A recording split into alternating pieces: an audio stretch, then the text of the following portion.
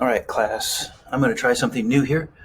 I am going to record myself doing the lesson and go over it with you here on video, and you're going to watch this for your homework. So you will watch this once, twice, however many times you want, and then tomorrow, when you get back in class, we are going to then do your homework, what you would have done during your asynchronous work. So it's kind of like a flipped way to do it. And I'm doing that to see and test how this goes. So that way I have more time in class to actually work with you on the problems. So you're going to view this video out of class in your asynchronous time and hopefully gain an understanding or some understanding of the lesson. And then we will actually work on the problems during school times. So here's what we're doing right now. We're on 14.2. Looking at data sets. Yesterday, we looked at statistical questions, and you made a couple of these types of graphs here. So we're going to take and look at this data set right here. A data set is just all these numbers here where the dots are, and that's a whole set of data. In this particular set, we're looking at numbers of brothers and sisters. So if I take a look at this, one brother and sister, that means 3 people have one brother or sister. So we're looking at this set of data here, and we're going to be doing some things with that set of data. Here's another couple of graphs for you to see. Right here is exercise. And so these blue dots represent how many people exercise, and then like, for example, right here is 2 hours. So that means 3 people exercised for 2 hours. 2 people way over here exercised for 12 hours. And then down over here, video games, right? So if I pick this one right here, 2 people played video games for 8 hours. One person, 0 hours on video games. So you can see this is another way to show a set of data. And then we come to this. Now this is kind of the chunk of our lesson is right here. How can you describe a data distribution? How can you describe a data distribution? Okay, so this right here is what we are going to be doing. Okay, and when we do that, we're going to be looking at how data values are arranged, how they are arranged. And we're going to describe it. And there's lots of descriptive words. But here's what we're looking for. Well, we're looking for its overall shape. What does the shape of the graph look like? Its center. And the least and greatest values. Least and greatest values. So we're going to be able to answer this question. How can you describe this set of data using all of those words? So first, let's make sure we know what those words are. So the shape, it could be symmetrical. It could be spread out to one side, spread out to the left, spread out to the right. Does it have any gaps? That means like spaces in between data sets. Or does it have any groupings? Like there's one group over here or one main group here. And so that's the shape of the graph. Then we can take a look at the center of the graph. Where is the center or the middle of the data set? This one could be a little tricky. We'll concentrate on that one. Least, what's the smallest value always? And it's always the furthest to the left. And I'll show you that here in an example. And the greatest, well, that one's always furthest to the right. These two make sense because of the number line that we're dealing with. Least is always to the left, greatest is always to the right. So if I go back here, we'll take a look at calories in a burger here in just a second here. But let me go back to this one here. So when we talk about these right here, we've got our exercise graph goes from 0 all the way out to 14. But our data set, remember, is these blue dots, and that's what we're describing, okay? So when I say, what's the least, we go down to the smallest blue dot right here, 0. That's the least, okay? The greatest is if we go all the way out to the right and see these, so the greatest value is 12, okay? So it's the dots that we're describing. So be careful, like the greatest is not 14. There's no dots there. So that's not part of our data. It's part of the graph, but it's not part of our data set.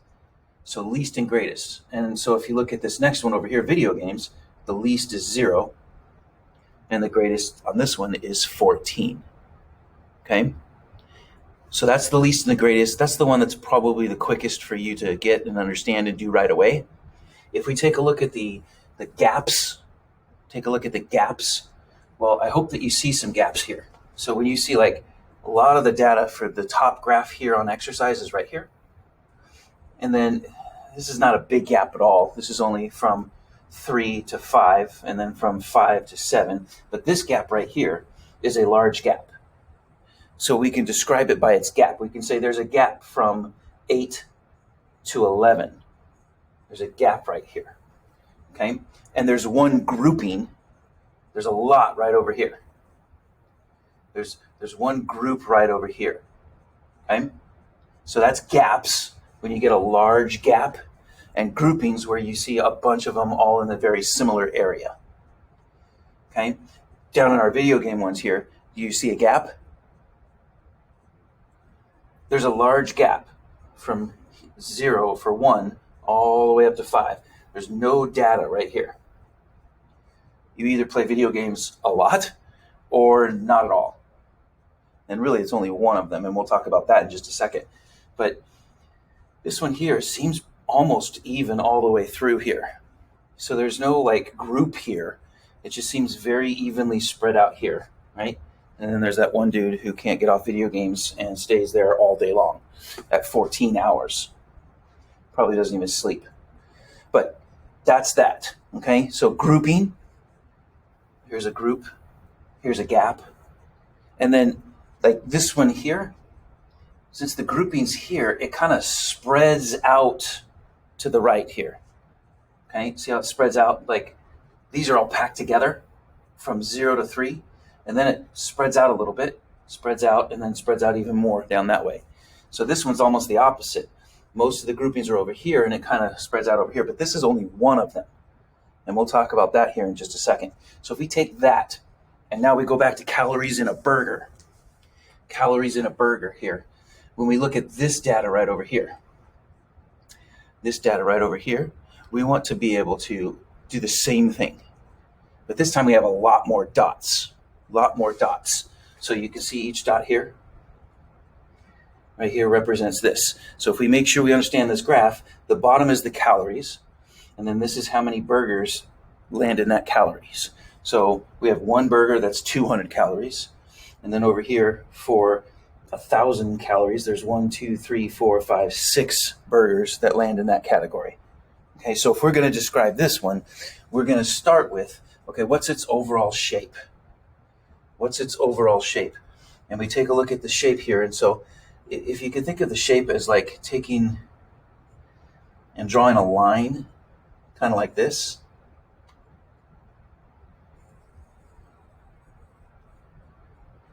And like trying to describe that shape right there. Is it symmetrical? And I don't know if you remember what symmetrical is, but if I draw a line up here like this, and I draw an imaginary line right down the middle, and if I fold those two shapes together, is that symmetrical? In other words, would this side be close to this side? Well, hopefully I drew this well enough that you can see, yeah, that would be symmetrical. If I fold it in half, that would be there. Now here, is this symmetrical? If I took and found the center, which might be a little difficult to find here because it's not a perfect shape on either side here. If I fold it, it's not going to match up. So this graph, I would say, is not symmetrical. But I could say that the data has got a grouping. See this group right here? There's a lot right here. And then it kind of spreads out this way. So I can say that this is spread out to the right because it starts to spread out down here. Okay? So lots of grouping down here. It doesn't really spread out here because that's not a big, this over here is a small section, But this one here, you can see it starts to spread out over a large section. Okay?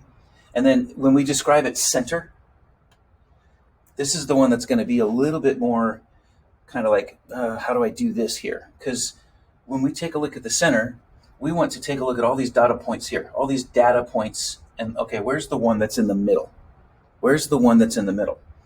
Okay, so we're going to kind of get hopefully used to it to where we can draw a line where about half of the data will be on this side of the line and about half of the data will be on this line, this side over here.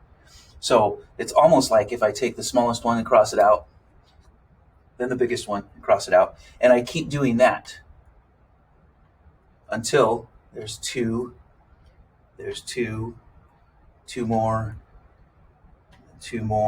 and I keep going here. So 1, 2, 3, 4, 1, 2, 3, 4, and I just keep crossing them out. So 1, 2, 3, 4, 5, 1, 2, 3, 4, 5. So right here and right here, and I just kind of keep going down until I get down into the center here. So 1, 2, 3, 4, 5, 6. 1, 2, 3, 4, 5, 6. So these are gone, and see how that I'm coming into the center. So 1, 2, 3, 4, 5, 6. 1, 2, 3, 4, 5, 6. So that's almost all of these. And I'm just going to keep going. Here's 1, 2, 3, 4. 1, 2, 3, 4. And then see, here's this big one here. 1, 2, 3, 4, 5, 6, 7, 8, 9, 10, 11, 12. So 1, 2, 3, 4, 5, 6, 7, 8, 9, 10, 11, 12. So that takes care of these right here. So these ones right here are center. So the center of the graph would be right here. Center of the graph would be right here, in between 600 and 800. So the center is about 700. Okay? And that's kind of how we do it. You don't have to cross it out each time, but that's a good way to show it for the first time. So if I'm going to do this, these are the areas where I'm going to be able to go and do this. But there is one thing that I didn't and teach you about, and that is the outlier. The outlier is one particular value that's very far. Sometimes it's two values that is very far away from most of the group. So if I take that same calories in a burger, but I add one that's 2,000 calories, do you see that gap from this to the rest of them? That's what an outlier is, okay? That was an outlier. So this data kind of already spread to the right. This just makes it spread out even further. And 2,000 is an outlier because it's an extreme value with few data points located near it. Very few, okay? We saw another one. If we go back to this one here, this 0 here is an outlier because it's far away from all of these other data points right here. So that's also an outlier. So that's your lesson. Let's describe this. Okay, let's describe this one. So if I take a look at the overall shape here, okay, well, it doesn't look symmetrical to me, but we kind of want to find the center here. And these are little dots. It's hard to see on this graph here, but they're individual dots. They're not just lines. So if I'm kind of finding the center here, you kind of want to just kind of go through here and be like, okay, it looks like there's more data points over here. So over here, and then you're kind of estimating where it goes. So it's going to be leaning over to here. And so here's our center, right about there. 3.5, 4, so it's right there, maybe 3.7. That's the center. And if I fold that, it's not going to be the same. So I can say, okay, the center is about 3.7, and it's not symmetrical. It's not symmetrical. And then we can take a look, are there any gaps? And you can say, no, there's no gaps. I mean, there's some small gaps here, but they're small. It's kind of spread out in the middle, isn't it? Right here. So what that means is this is a group, and it seems like this is a group.